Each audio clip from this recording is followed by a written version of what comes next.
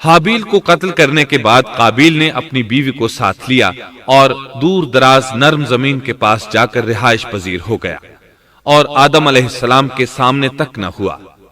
آدم علیہ السلام پہاڑوں کے قریب ایک بستی میں رہ رہے تھے، یہ ان سے بہت دور جا بسا تھا۔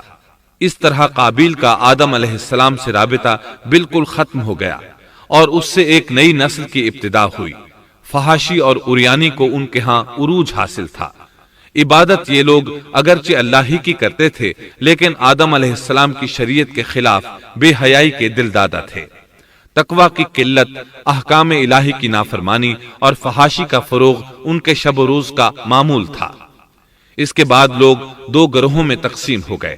شریر اور برے لوگ قابیل کے ساتھ مل گئے اور آدم علیہ السلام کے دیگر بیٹے اور نیک لوگ آدم علیہ السلام کے ساتھ مل گئے۔ آدم علیہ السلام 960 سال زندہ رہے۔ ان کی کل عمر تو 1000 سال تھی، لیکن 40 سال کم کر دی گئی۔ سیدنا ابو ہریرہ رضی اللہ عنہ بیان کرتے ہیں کہ رسول اللہ صلی اللہ علیہ وسلم نے فرمایا، جب اللہ نے آدم علیہ السلام کو پیدا فرمایا تو ان کی پیٹھ پر ہاتھ پھیرا۔ اس طرح قیامت تک جتنے انسان پیدا ہونے والے تھے ان کی روحیں وجود میں آ گئیں۔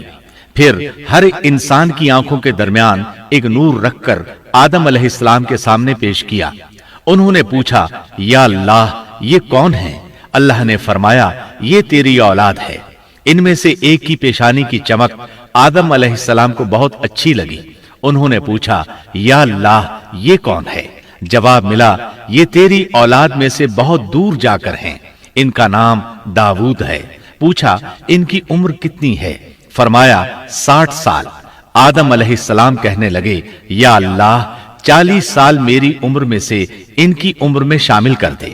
اس سلسلے میں دوسری روایت یوں آئی ہے، جب آدم علیہ السلام کی روح قبض کرنے کے لیے فرشتہ آیا تو وہ کہنے لگے، میری عمر میں تو ابھی 40 سال باقی ہیں۔ اس وقت ان کی عمر 960 سال تھی۔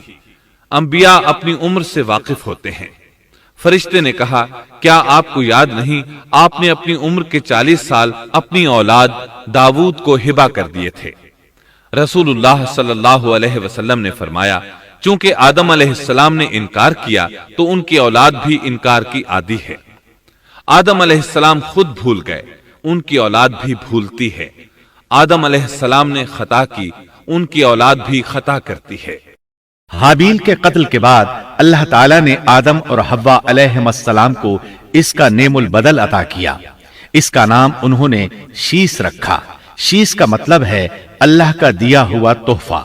حابیل کے قتل پر آدم اور حوا علیہم السلام دونوں بہت غمگین ہوئے، اس لیے اللہ نے بدلے میں انہیں شیس علیہ السلام عطا فرمائے۔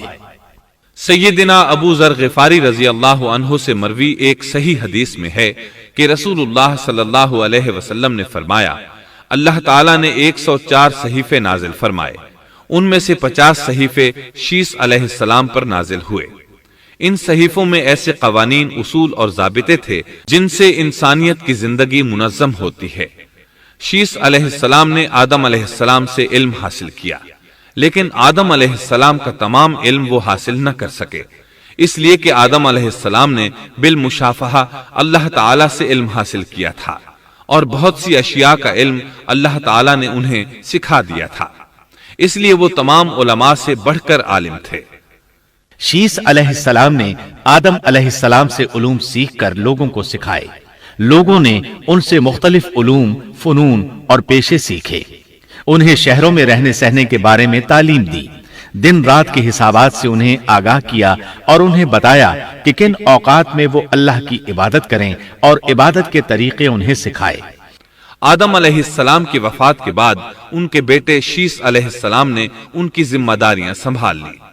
اب تبلیغ کا کام انہیں کرنا تھا۔ ادھر قابیل جو نرم زمین میں جا آباد ہوا تھا، اس کی اولاد نے فتنہ و فساد اور سرکشی کی زندگی اختیار کی۔ انہوں نے قتل و غارت گری کا بازار گرم کر دیا۔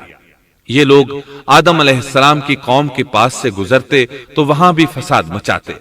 ابن عباس رضی اللہ عنہما سورۃ الاحزاب آیت 33 کی تفسیر کرتے ہوئے فرماتے ہیں، پرانے زمانے کی جاہلیت کی طرح اپنے بناؤ کا اظہار نہ کیا کرو۔ اس وقت دو نسل